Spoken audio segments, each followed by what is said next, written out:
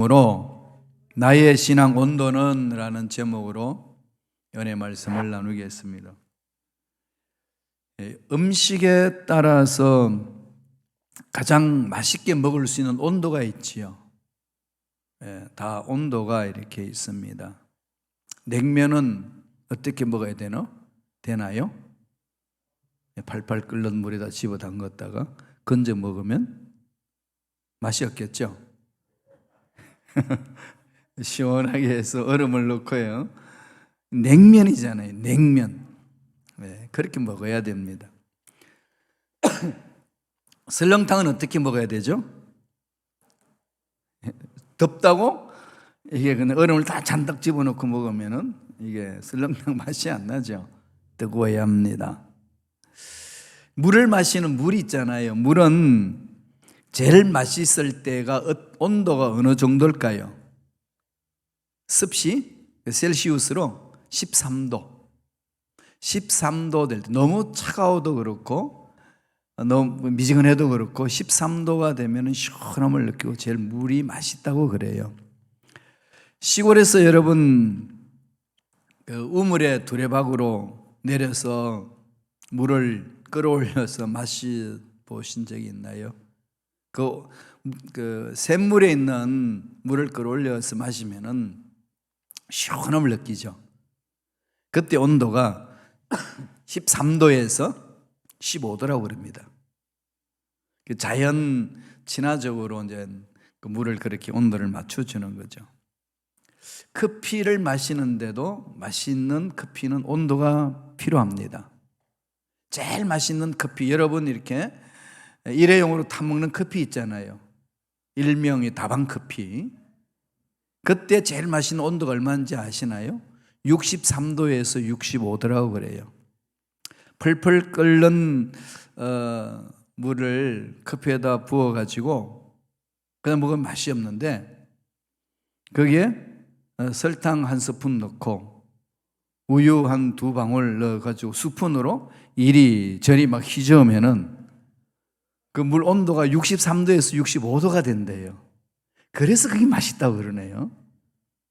저는 그 맛을 별로 못 느끼는데 일회용으로 마시는 분들은 그렇다고 그래요.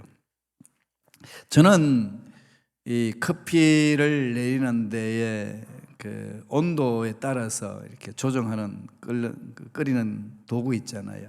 거기에서 이제 드롭시켜서 이렇게 마시는데 역시 온도에 따라서 아주 그 미세한 맛이 좀 차이를 느끼곤 합니다. 제가 마셔본 커피 중에 제일 맛있는 것은 에스프레소. 이게 뭔지 아시죠? 원액 자체로 이렇게 마시는 거. 사람마다 물론 다를 수 있어요. 음식은 온도에 따라서 맛이 다르다는 거죠. 온도에 맞춰줘야 됩니다. 우리 신앙에도 온도가 있다는 거 아시죠? 신앙의 온도는 뜨거워야 좋을까요? 차가워야 좋을까요? 오늘 본문에서 주님이 그랬죠. 둘 다 인정하셨어요. 뜨겁든지 차든지. 이게 뜨겁든지 차든지 이게 무슨 의미인지 오늘 같이 교회 공동체를 섬기는 저와 여러분들이 신앙생활을 어떻게 해야 되는지를 말씀을 통해서 묵상해 봤으면 좋겠습니다. 제가 어렸을 때에 중고등학교 시절 공부할 때에 밤늦게 도서관에서 공부하고 들어오면은 그 엄마가 이 따뜻한 밥을 이렇게 준비해 줘요. 그 당시에는 보온바통이 없잖아요. 그 따뜻한 밥을 금방 할 수도 없고 어떻게 하시겠어요? 담요로 돌돌 말아가지고 밑에 그 방 가장 따뜻한 곳에다가 아래목에다가 담요를 덮어놓고 밥 온도를 보호를 하죠. 그래서 그걸 딱 뚜껑 열면 김이 모락모락 나요.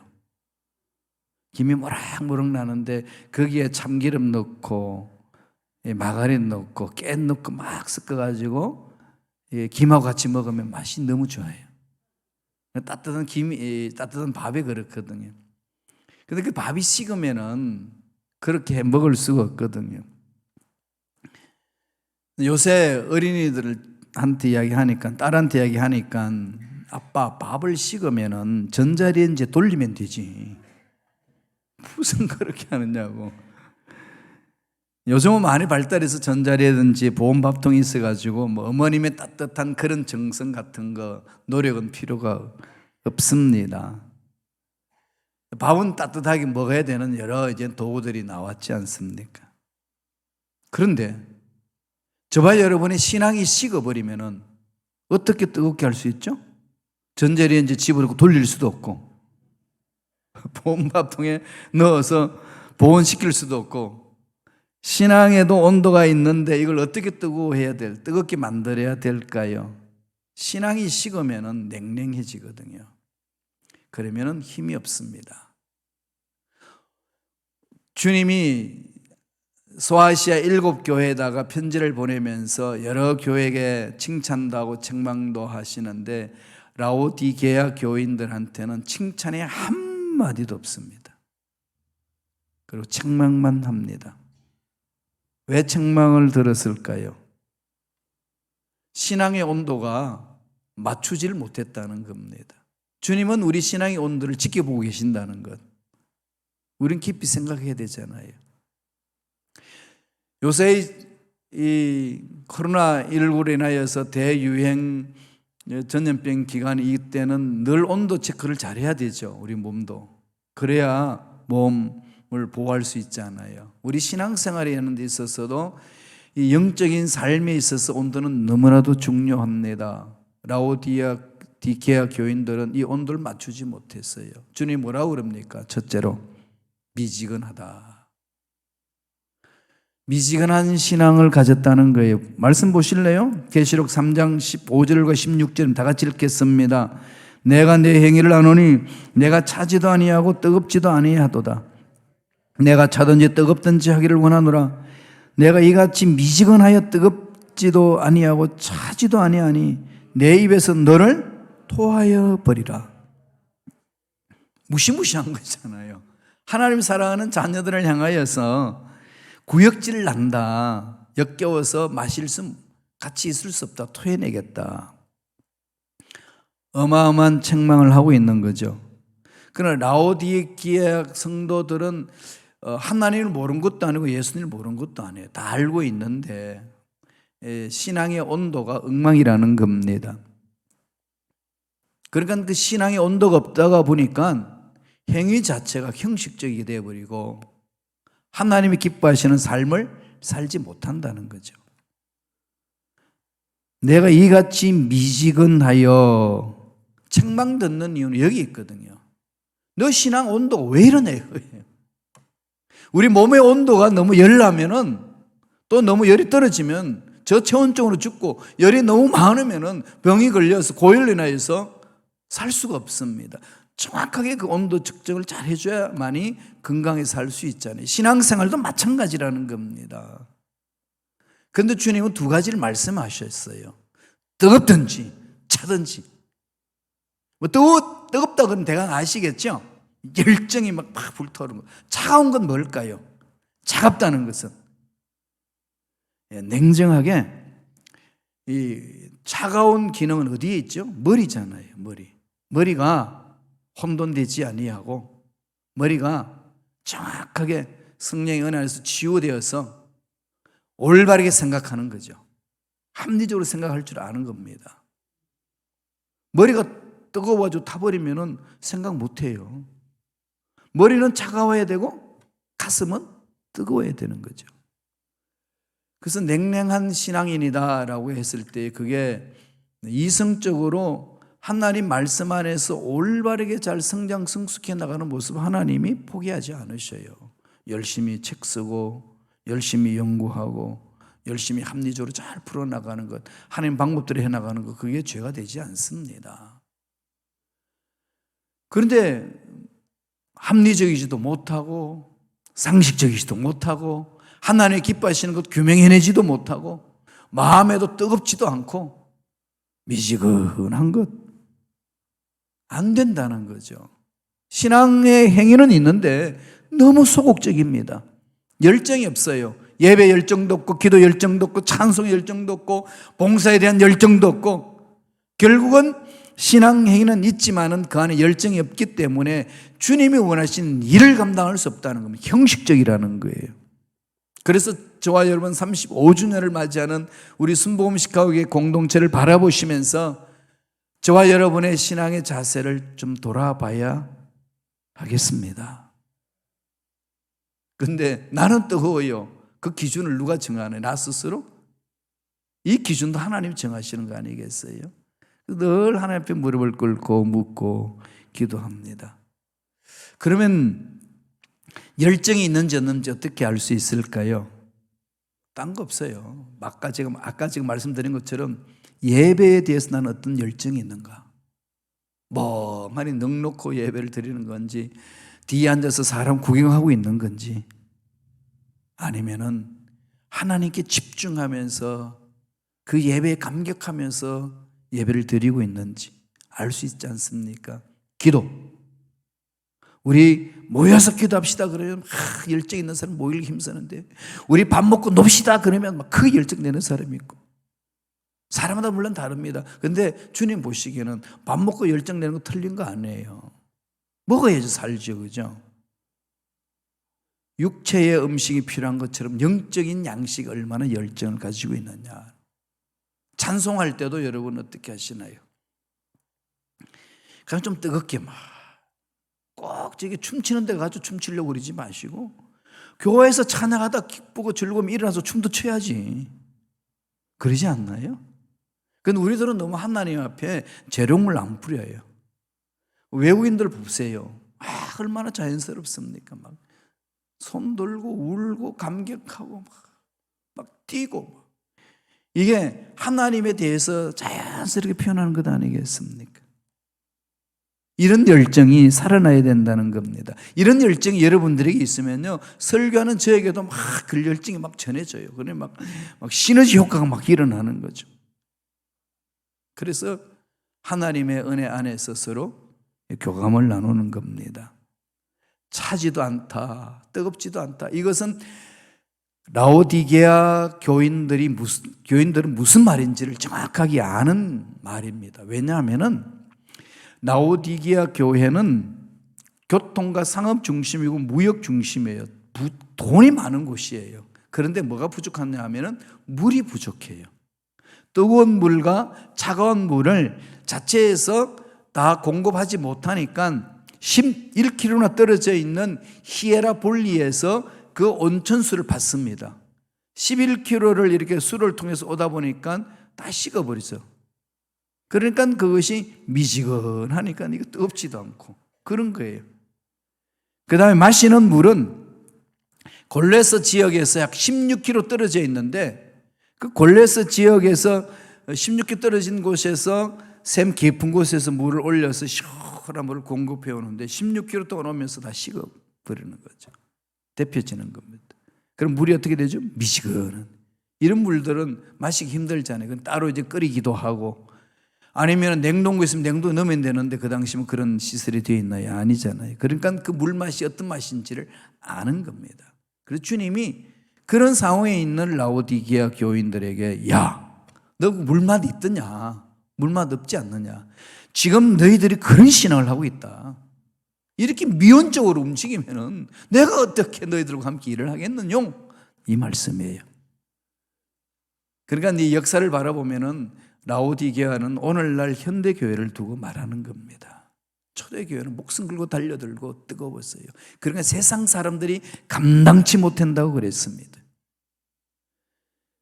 주를 위하여 목숨 걸고 달려가는 그들의 신앙은 미지근한 신앙이 아니라 뜨거운 신앙이었고, 성령 충만하니까 이성이, 생각이 치유되잖아요. 치유된 생각으로 연구를 해나가는데 위대한 하나님의 역사를 써내려가는 겁니다. 이런 역사들이 일어났다는 거죠. 그렇지 아니하면 미지근하다, 내가 토해내리라. 그러면서 열심을 내라고 말씀합니다. 라오디게아 교회가 책망받는 이유는 뭐죠? 아주 미온적이다는 거죠. 너무 소극적으로 예수 그리스도를 바라본다는 겁니다. 아니라는 거죠. 그렇게 하면 안 된다고 말씀합니다. 두 번째, 어떤 신앙 때문에 책망하나요? 안주하는 신앙. 안주하는 신앙. 안주라고 그랬더니 목사님 안주라고 말씀하니까 자꾸 술이 생각나요. 엉뚱한 말을 하는 사람들이 있어요. 꼭 단어를 가지고 장난치려고 그래요. 안주하는 생각. 그렇습니다. 안주하면 술이 생각나듯이 신앙이 안주하면은요, 여러분 하나님 일 못해요. 술 생각이 나고 세상과 짝하게 살게 되고 그런 거 아니겠어요? 계시록 3장 17절 볼까요? 다 같이 읽겠습니다. 내가 말하기를 나는 부자라 부요하여 부족한 것이 없다 하나 내 공고한 것과 가련한 것과 가난한 것과 눈먼 것과 벌거벗은 것을 알지 못하는도다. 본인은 뭐라고 생각하죠? 난 부자야. 가진 게 많아. 근데 하나님 보시기에는 공고하다. 참으로 가련하구나. 정말로 네 심령이 가난하고 눈이 멀어서 하나님이 하시고자 하시는 영적인 일을 모르는구나. 그렇게 벌거벗었는데도 너는 벌거벗었다는 사실조차도 알지 못하노라. 라오디게아 교회와 성도들이 이 열정 식은 것에 대해서 주님이 책망하는 겁니다. 이유가 뭐지요? 자만심에 빠져 있습니다. 얘만 하면 됐지. 그래서 안주하고 싶은 거예요. 안일한 신앙생활을 하는 겁니다. 뭐 살만하고 자녀들도 다 잘 양육했고 내 삶도 이 정도고 뭐 이렇게만 살지. 자족하기를 배운다. 또 엉뚱한 데가 또 자족이라는 말을 붙여가지고 편안한 생활을 하려고 하는 어리석은 신앙생활 하는 사람들이 많다는 거예요. 그런 신앙인들과 교회를 향하여 주님은 단호히 책망하십니다. 안일함 갖고 있지 마라. 달려들으라는 거예요. 달려들으라. 일전에 제가 한번 말씀드렸던 책 웰빙 싱킹이라고 그러고 웰싱킹이라는 책을 소개했잖아요. 켈리, 최 흑수저입니다. 흑수저. 지금 그 두 여인을 지금 제가 연구하는데 하나는 주디 주라는 사람이 있고 이 주디 주는 콜롬비아 대학을 나와가지고 모건 회사의 재무 분석관으로 몇 년간 근무하면서 연봉도 좋은 사람이에요. 그러니까 다 때려치우고 주방장 되기 위하여 식당에 들어가가지고 주방에 그릇 있는 것부터 다시 시작합니다. 너무 충격 아니에요? 물론 그분은 뭐 부모님들이 교수고 의사이기 때문에 정말 이건 금수저예요. 그런데 물론 다 핑계치고 식당에 들어가가지고 이 주방장으로서 열심히 해서 지금 세계적으로 이게 완전히 그냥 인기를 누리고 있습니다. 너무 기쁘다는 거예요. 주방장으로 사는 게. 켈리체는 흑수저입니다. 시골에서 태어나서 공부하고 싶어도 할 수 없어서 중학교만 졸업하고 고등학교 야간고등학교 다니면서 와이셔츠 공장에 들어가가지고 일을 합니다. 와이셔츠를 만들면서 어떻게 하면 멋있는 와이셔츠를 만들까 사장처럼 생각해요. 그 어린 나이에 고등학교 졸업하고 일본 유학 가고 아무 연고지도 없는데 일본으로 그냥 도전해 가는 거예요. 거기 멈추지 않고 불란스까지 도전해 갑니다. 불란스 가가지고 거기에서 사업을 하다가 40세에 쫄딱 망해. 친구하고 함께 하다가 망했는데 망한 그 빚을 보니까 10억이 된다는 거예요. 40세에 10억. 이건 인생 끝났다고 생각하고 있는데 거기서 다시 시작합니다. 몸을 만들기 시작하고 가이드를 하면서 자기가 할 수 있는 것은 가이드래요. 가이드 하면서 돈을 모으고 그렇게 해서 도시락 파는 여인이라고 지금 유럽에서는 최고 인기를 얻잖아요. 재산이 6,200억 원이 돼요. 2010년도에 그 회사를 차려서 지금 12년이잖아요. 12년 만에 일궈놓은 재산이 6,200억 원입니다. 그 자매 회사로 브랜치로 만드는 것이 2,000개는 넘는다고 그럽니다. 유럽을 다 흔들고 있어요. 흔들고 있습니다. 뒷배경도 없어요. 특별히 어떤 연줄이 있는 것도 아닙니다. 온전히 도전하는 거예요. 야간 고등학교 다닐 때에 너무 힘들고 그러니까 교회에 가서 기도하고 부르짖고 하나님의 꿈을 얻어요. 그리고 도전. 지금도 도전하고 있더라고요. 지금도 요트를 사가지고 프랑스 남편하고 딸이 있는데 딸 데리고, 딸은 또 가정교사 한 명을 기용을 해서 4명이 요트를 타고 지금 세계 일주하고 있어요. 바다로. 왜 그거 하냐 했더니 남편의 소원이고 도전하고 싶다는 겁니다. 도대체 그분의 머릿속에는 뭐가 들어있을까? 여러분 한번 유튜브에 들어가 가지고요, 켈리 체력 한번 쳐보세요. 그분 간증이 막 나옵니다. 그리고 지도를 해주고 있어요. 하나님을 만나는 자의 삶은 전능하신 하나님 함께 하시기 때문에 세상 사람들이 감당치 못한 일을 이룬다는 겁니다. 일어서라는 거죠. 환경 때문에 주저앉고 뒤로 물러서고 연약한 생각 속에 머물지 말라는 겁니다. 라오디아 교회는 돈 있고 살만하다고 해서 그냥 주저앉아 버립니다. 그러지 말라고 주님은 말씀합니다. 사도 바울은 로마 교인들에게 편지를 보내면서 성도들에게 이렇게 권면합니다. 다 같이 읽겠습니다. 로마서 13장 11절에서 12절입니다. 다 같이 읽겠습니다. 또한 너희가 이 시기를 알거니와 자다가 깰 때가 벌써 되었으니 이는 이제 우리의 구원이 처음 믿을 때보다 가까웠습니다. 밤이 깊고 낮이 가까웠으니 그러므로 우리가 어둠의 일을 벗고 빛의 갑옷을 입자. 밤이 깊고 낮이 가까웠다. 정말로 힘들고 어려운 상황이 펼치면 펼칠수록 새벽 동력은 더 빨리 오잖아요. 그죠? 이미 그냥 새벽이 그냥 햇빛이 떠오는 것을 볼 수 있는 거죠. 지금 이 전 지구촌으로 이게 밤이 깊은 곳이 움직이잖아요. 코로나 끝났나 했는데 또 오미크론이 와가지고 우리 교회는 벗어났나 했더니 그냥 기혼 일꾼들이 그냥 한두 분이 아니라 서너 명이 이렇게 막 감염돼가지고 고통 중에 있어요. 이럴 때 어떻게 해야 되겠습니까? 두려워하지 말라는 겁니다. 우리가 조심해야 되겠지만은 마음의 두려움을 갖고 그렇게 떨지 말고 치료의 손길을 바라보고 하나님의 능력을 사모하고 어두움이 우리를 괴롭힐 때 다른 믿음으로 쫓아버리고 일어서라는 메시지 아니겠습니까?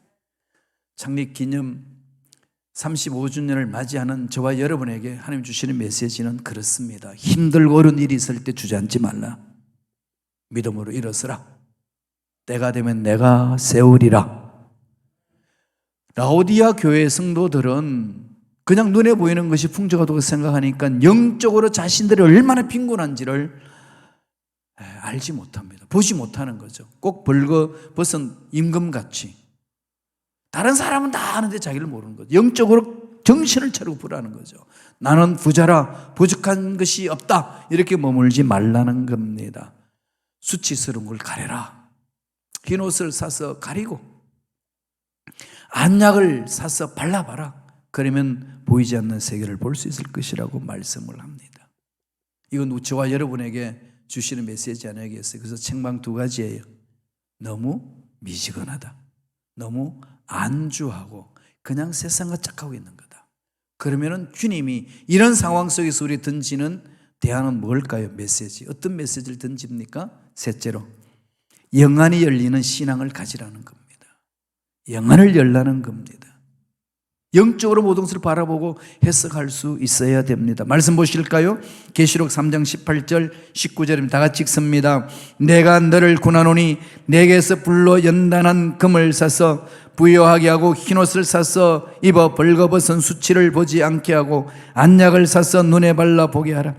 무릇 내가 사랑하는 자를 책망하여 징계하노니 그러므로 내가 열심을 내라. 회개하라. 주님께서 권면하신 말입니다. 눈에 보이는 환경, 눈에 보이는 육신적인 그 부요함 속에 파묻혀가지고 미지근한 신앙생활, 안주하는 신앙생활 하려고 그러지 말고 불로 연단하여 얻어진 금 같은 순결함을 가져야 되지 않겠냐. 불로 연단한 금. 이건 절대로 자족해서 생기는 거 아니지 않습니까? 훈련받아서 어렵고 힘든 상황을 뚫고 나와서 생기는 은혜 아니겠습니까? 욥이 그래서 고백 이렇게 합니다. 23장 10절 보면은 읽어보실래요? 나의 가는 길을 오직 그가 아시나니 그가 나를 단련하신 후에는 내가 점금같이 나오리라. 나를 단련하신 후에는 점금같이 일어서기 하리라. 개인의 삶에도 힘들고 어려운 일이 있고 교회 공동체에서도 힘들고 어려운 일이 있고 또 사회 전체도 힘들고 어려운 일이 있을 때에 하나님의 전능하심을 믿는 저와 여러분은 하나님의 말씀에 사무치셔야 됩니다. 그게 파묻혀야 돼요. 하나님의 약속은 1.1도 변함이 없이 이루어지기 때문에 그렇습니다. 두려워하지 말고 하나님 말씀대로 이루어질 줄로 믿습니다. 비록 힘들고 어렵고 초라하고 연약하지만은 전능하신 하나님이 만져주시면은 이 모든 것에서 벗어나는 역사가 일어날 줄로 믿습니다. 세상은 자꾸 넘어지게 하고 힘들게 하지만은 우리는 일어설 수 있습니다. 하나님 계시기 때문에. 그렇잖아요. 왜 35주년에 우리가 모두 모여가지고 기뻐하고 즐거워해야 될 이때에 이렇게 감염이 되어서 고통스럽게 한단 말입니까? 참 안타까운 거죠. 그래서 하나님이 말씀합니다. 연단받고 훈련받은 자들 일어서라. 그럴수록 뭉쳐라. 안약을 사서 눈에 발라보라. 하나님이 하신 일을 볼 수 있으리라. 영안이 열려지면은 교회 공동체 일어나는 문제들은 쉽게 풀 수 있습니다. 영안이 닫혀버리면은 흑암의 세력이 다 뒤꼬아버리기 때문에 풀지를 못해요. 그래서 세상 법정까지 갑니다. 가봐야 그게 해결되나요? 상처만 남지요. 어렵잖아요. 그럼 우리는 영안을 활짝 열고 어디로 가야 되겠어요? 주님 품으로 가야 합니다. 계시록 3장 20절에 주님이 우리를 초청합니다. 다 같이 읽겠습니다. 볼지어다 내가 문 밖에 서서 두드리노니 누구든지 내 음성을 듣고 문을 열면 내가 그에게로 들어가 그와 더불어 먹고 그는 나와 더불어 먹으리라. 전능하신 하나님과 합의를 이루라는 것 아니겠어요? 우주 만물을 창조하신 하나님의 전능하심을 가지신 주님이 나와 연합한다면은 이 세상에 어떤 문제가 나를 넘어뜨리게 하고 일어서지 못하게 하고 절망 가운데 빠뜨릴 수 있단 말입니까? 하나님의 능력을 체험하는 자의 삶에는 세상이 감당하지 못할 힘을 얻을 수 있습니다. 환경이 힘들고 어렵고 연약하고 배운 것 없고 가진 것 없고 정말로 뒷배경이 좋지 않단다 할지라도 일어설 수 있습니다. 아까 말씀드렸던 것처럼 켈리체라는 여인은 그러잖아요. 지금 53세더라고요. 저보다 한참 오래요. 그 도전력은요 어마어마한 거죠.